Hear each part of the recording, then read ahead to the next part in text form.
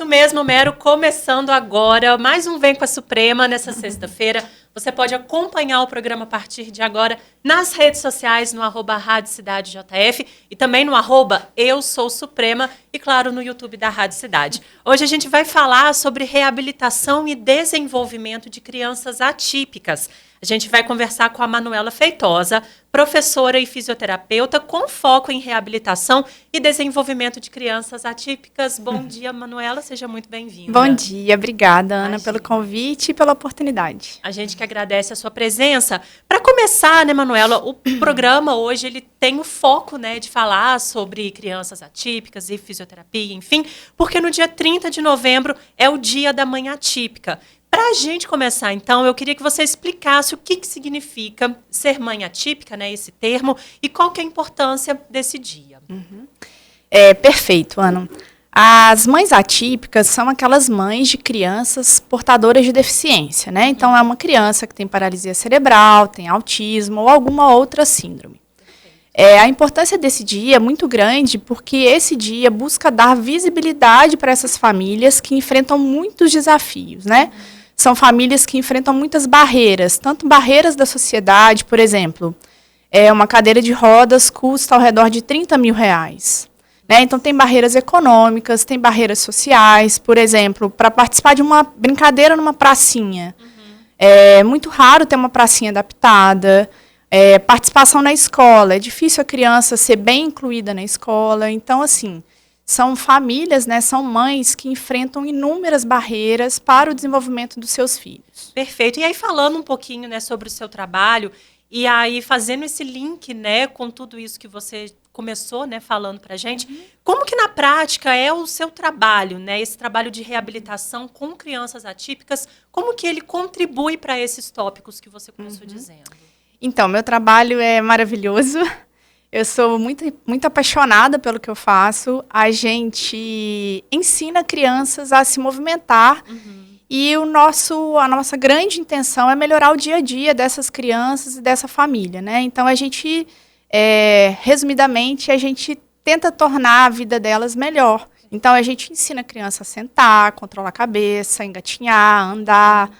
É um trabalho muito gratificante porque a gente consegue perceber as melhoras que elas vão tendo ao longo do processo. E aí esse tipo de reabilitação, acompanhamento, ele varia de acordo com a idade, com a síndrome que a criança tem, Manuela? Sim, sim. Na verdade, todo o processo ele é muito individualizado, né? A gente precisa conhecer essa família, precisa conhecer essa criança, conhecer o contexto que ela vive, né? E aí isso realmente é muito individualizado, vai depender de criança para criança. Ótimo.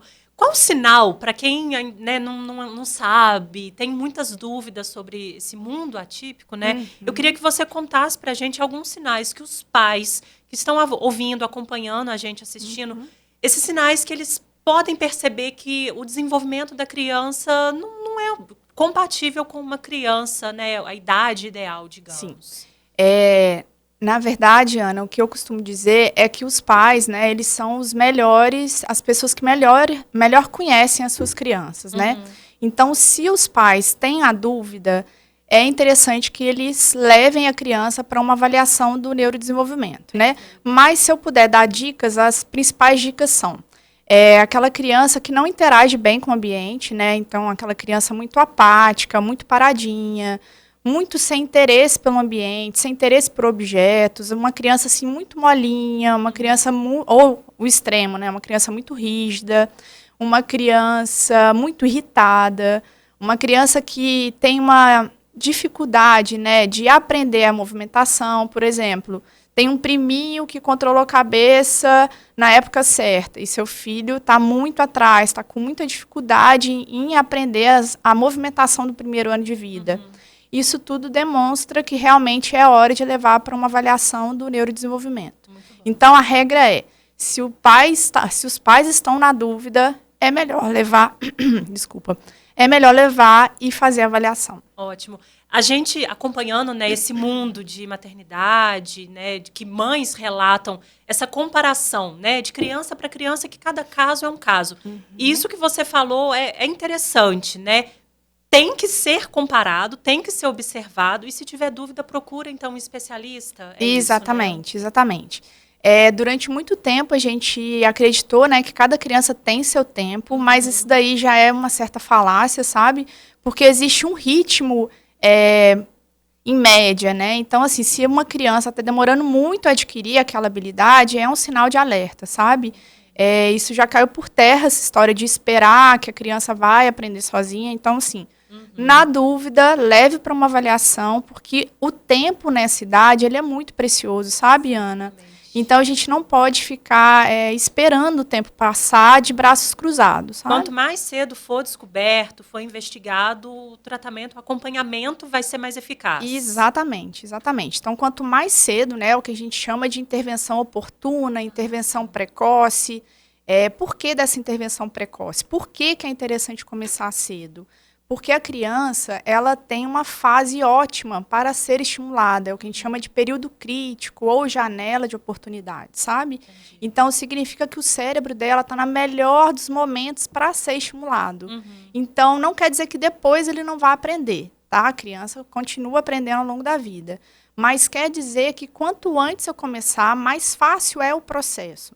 Então, assim, me incomoda muito saber que, às vezes, crianças chegam na terapia com 2, 4, 5 anos de idade, sabe? Significa que ela perdeu a fase de ouro do estímulo dela, que é o pico, né, até 3 anos de idade. E é engraçado porque você falando essa idade, eu que sou leiga, acho que a criança é nova. E ao contrário, Exatamente. né? Dá para melhorar muita coisa. Sim, né? dá para melhorar muita coisa. No dia a dia, como que a fisioterapia vai ajudar essa criança?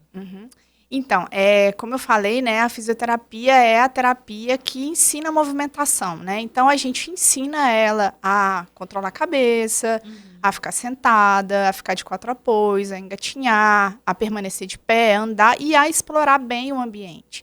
Então, o nosso grande foco é fazer com que essa criança sinta-se feliz e consiga interagir com o ambiente dela. Então, o nosso foco é ensinar a criança a explorar, a brincar, a ser criança. Perfeito. Essa reabilitação, ela é feita em um consultório, numa clínica? Pode ser feita em casa também? Como que é? Então, muito legal essa pergunta. Na verdade, cada vez mais a gente enxerga, né, que a família ela tem um grande potencial de estimular a sua criança, né? Então, a fisioterapia pediátrica ela pode ser feita em casa, né? Que é o cenário que a criança vive. Então, assim, ela pode ser feita em casa, né? A fisioterapia domiciliar, ela pode ser feita em ambulatório, ela pode ser feita, inclusive, nas pracinhas. Porque, na verdade, o que a gente quer é que essa criança aprenda a se movimentar nos diversos ambientes, né? Então, muitas vezes a gente vê fisioterapeuta levando a criança, vamos supor, no supermercado, no shopping. Por quê? Porque, na verdade, a gente quer realmente que essa criança seja o mais funcional e participe dos ambientes. E puxando esse gancho também do dia 30, né, que é o dia da manhã típica, acho que isso deve dar um conforto e, às vezes, até um alívio, assim, para a mãe, para a família, ter essa certa independência da criança. Tô certa? Sim, sim. Na verdade, o que a gente quer é que essa criança se torne, né, um indivíduo capaz, independente, e que ele consiga viver nos diversos espaços sociais. Então, é importante que ele frequente pracinhas, escolas, shoppings, que ele tenha uma vida, né, mesmo com as adaptações, com uma cadeira de rodas, com andadores, enfim, mesmo que ele tenha adaptações, que ele consiga, né, explorar as possibilidades aí da vida. Perfeito, Manuela. Para a gente fechar o Vem com a Suprema dessa sexta-feira, eu queria que você desse um recado, deixasse uma mensagem para mães, para mulheres que lidam aí diariamente com desafios, né, de serem mãe atípica, de ter alguma criança na família.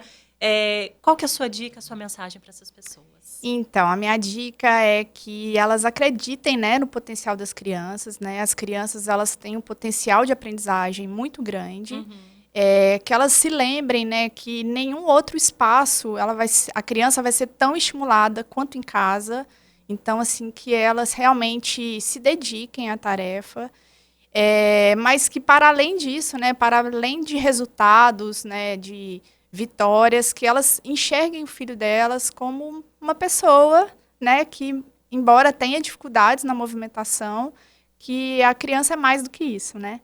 É aos pouquinhos que a gente vai quebrando essa visão capacitista, né? Essa visão que só enxerga capacidades, evoluções e tal. Então, que essas mães sejam felizes com as suas crianças, embora elas tenham dificuldades. E aí eu queria deixar um recado assim muito especial para todas as famílias que já passaram por mim, sabe? Eu sou muito grata de ter feito parte da vida delas. E em especial, eu sei que ela está me ouvindo, para a Juliana, mãe do Davi. Não tem como eu falar de todas as mães que já passaram, mas eu queria deixar um abraço especial para a Ju. Perfeito. E então, parabéns, né, a todas essas mães. Esse dia é muito importante, Exato. né? E ter essa rede de apoio, ter profissionais capacitados para vencer, né? E aprender cada vez mais, né, Manuela? Exato, exatamente. Acreditem nos seus filhos. Perfeito. Manuela, muito obrigada pela sua Obrigada a presença. O Vem com a Suprema volta na próxima sexta-feira, 8h30 da manhã. Daqui a pouquinho a gente volta para fechar o Acorda de hoje.